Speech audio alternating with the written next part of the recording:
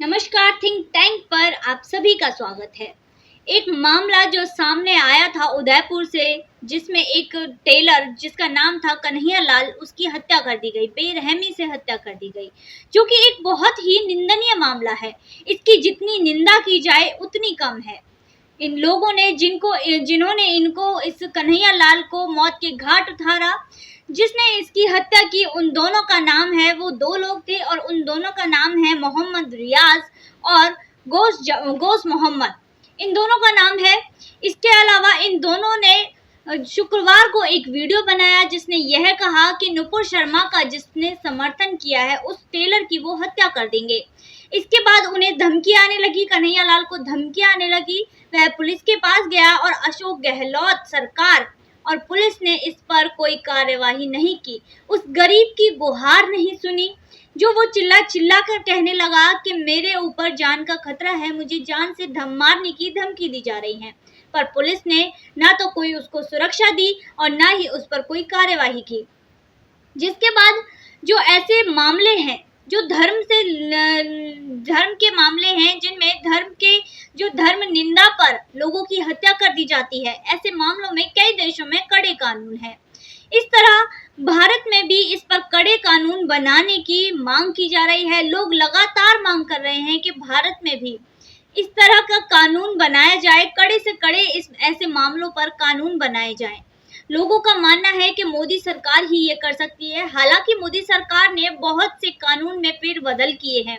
ऐसे कानून जो अंग्रेजों के ज़माने से चले आ रहे हैं और जो लोगों के रास्ते का कांटा बन जाते हैं, ऐसे कानूनों में बहुत ही फेरबदल की है। इसके अलावा ये जो कानून बदले गए हैं, ज़्यादातर व्यापारी और बिजनेस करने वाले लोगों के कानून हैं। इसके अलावा देश के लिए जो कानून उन्होंने बदले, जिसमें सबसे बड़ा था धारा 370 हटाना। जम्मू कश्मीर से धारा 370 हटा दी गई। इसमें ये और सीए का कानून लाना, ये सबसे बड़े जो है कानून में फेरबदल जो मोदी सरकार के द्वारा किए गए। तो इस मामले पर केंद्रीय गृह मंत्री अमित शाह, इन्होंने कड़ा एक्शन लिया है। लोग मांग कर रहे थे कि कड़े से कड़ा एक्शन लिया जाए, पर इससे पहले ही अमित शाह ने इसके बारे में सोच लिया था। अब ये जो मामले होते हैं, जो करौली का मामला हुआ, अशोक गहलोत सरकार ने क्या कहा, ये जो सारा मामला है इसका जो दोष था वो बीजेपी सरकार पर और आरएसएस पर मर दिया था कि ये जो भी करवा रहे हैं बीजेपी और आरएसएस करवा रहे हैं। ये ऐसे मामले कम होने चाहिए और इन्हें शांति की अपील करनी चाहिए। तो ऐसी बातें ये सरकारें बोलती रहती हैं। इसके अलावा त्रिपुरा का जब मामला हुआ था, त्रिपुरा में जब हत्या हुई थी, इसके बाद राहुल गांधी ने ट्वीट किया था कि मुस्लिम भाइयों की बेरहमी से हत्या कर दी गई है और इस पर कड़े से कड़े एक्शन होने चाहिए। पर आज जो कन्हैया लाल का मामला सामने आया है, इस पर राहुल गांधी ने कुछ नहीं कहा है। राहुल गांधी ने भाई शब्द भी नहीं लिखा है। जो भी कहा है सांत्वना दी है, पर भाई शब्द का उपयोग उन्होंने नहीं किया है। इसी से पता चलता है कि वो कितना फर्क करते हैं। ये जो वोटिंग बैंक है उनका, जो वोट ये मांगते हैं, मुस्लिम समुदाय का सपोर्ट मांगते हैं, इसके खौफ के लिए वो कितने डरे हुए रहते हैं कि वो अपने शब्द भी सोच सोच कर प्रयोग में लेते हैं। अपने जो शब्द हैं उनका प्रयोग भी बहुत सोच समझ के करते हैं कि कहीं इस समुदाय को इनकी बातें बुरी ना लग जाए। तो इसके बाद ये जो मामला है, इस पर कार्यवाही करते हुए अमित शाह ने, जो कि गृह मंत्री हैं, इन्होंने जो मामला है यह जो एनआईए को दे दिया है। बताया जा रहा है कि ये जो दो लोग हैं, इनका संबंध आईएसआई से बताया जा रहा है, पाकिस्तान से बताया जा रहा है कि पाकिस्तान से इसका संबंध है और इसके लिए फंडिंग भी आती है। तो इसलिए भी यह मामला जो है राज्य सरकार के पास नहीं होना चाहिए। इसीलिए जो सीधा मामला है एनआईए के पास पहुंच गया है। अब ये मामला संवेदनशील इसलिए भी है क्योंकि राजस्थान की जो सीमा है वो पाकिस्तान से लगती है। यह एक बॉर्डर का राज्य है। पाकिस्तान और राजस्थान की सीमा एक ही है, एक दूसरे से टच हुई है।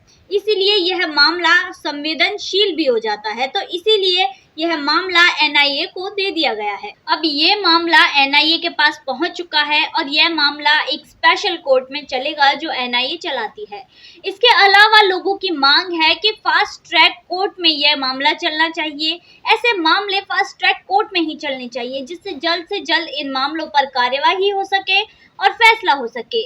अब ये जो लोग हैं जिनकी इन पर कड़ी से कड़ी कार्यवाही होनी चाहिए, क्योंकि अगर ये जमानत पर बाहर आते हैं तो भी ये युवाओं को और स्टूडेंट्स को जो है भड़काते हैं कि देखो जी, हमारा पुलिस ने क्या बिगाड़ लिया, सरकार ने क्या बिगाड़ लिया, हम तो फिर से वापस आ गए, हमें तो यहाँ से पैसा मिला, इस कम्युनिटी से पैसा मिला, इसने हमें पैसा दिया, इसने हमें सपोर्ट किया। तो ऐसी जो बातें हैं जो ये लोगों के दिमाग में भरते हैं, युवाओं के दिमाग में भरते हैं कि कानून इनका कुछ नहीं बिगाड़ सकता, ये तो फिर से बाहर आ गए।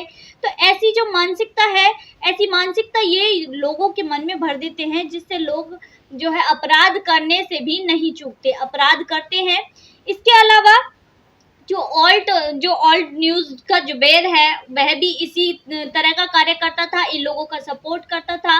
इसके अलावा जो उसके ग्रुप में जितने भी लोग थे, जो एडिटर थे, बाकी जो लोग थे उसका सपोर्ट करते थे, इसके सपोर्ट में ही बोलते थे, इसको कुछ नहीं बोलते थे इसके खिलाफ।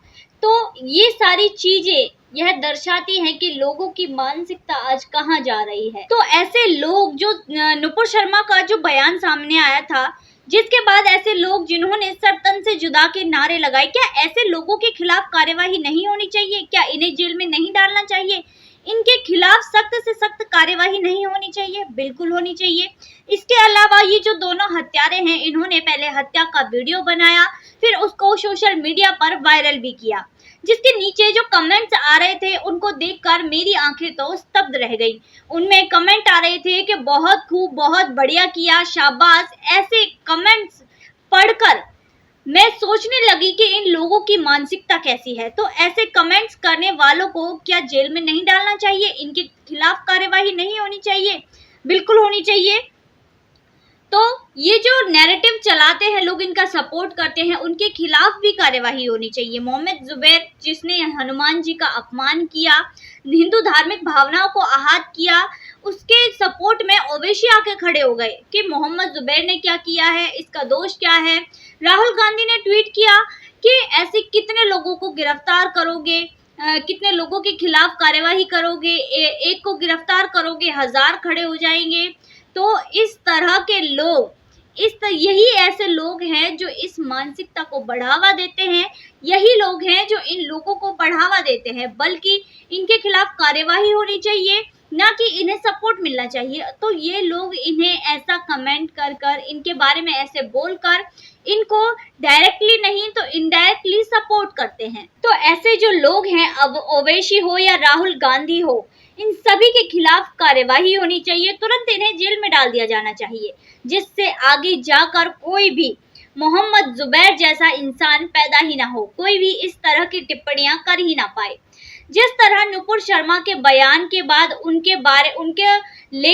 उनके खिलाफ कार्यवाही को लेकर देश ही नहीं बल्कि विदेशों ने भी सरकार पर दबाव बनाना शुरू कर दिया, उसी तरह अगर ऐसी कार्यवाही होगी तो कोई भी दबाव नहीं बना पाएगा, चाहे वो कोई भी हो, सभी पर कार्यवाही होनी चाहिए। ऐसे लोग जो देश में हिंसा फैलाते हैं, जैसे किसान आंदोलन के दौरान हुआ, लोग गिरफ्तार भी हुए पर कुछ समय बाद छूट गए। जो लोग थे जो जेएनयू में हो या कहीं भी हो, उन्होंने हिंसा फैलाई, उन्हें छात्र बताकर छोड़ दिया गया। तो ऐसी मानसिकता वाले जो लोग हैं वो छूट जाते हैं। इससे और भी ज़्यादा इन चीज़ों को बढ़ावा मिलता है।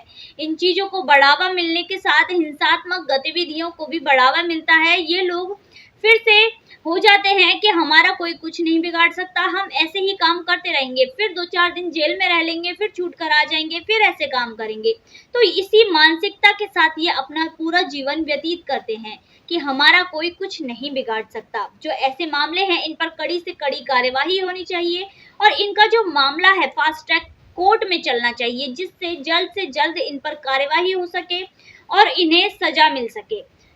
तो आज की वीडियो में बस इतना ही। देखते रहिए थिंक टैंक।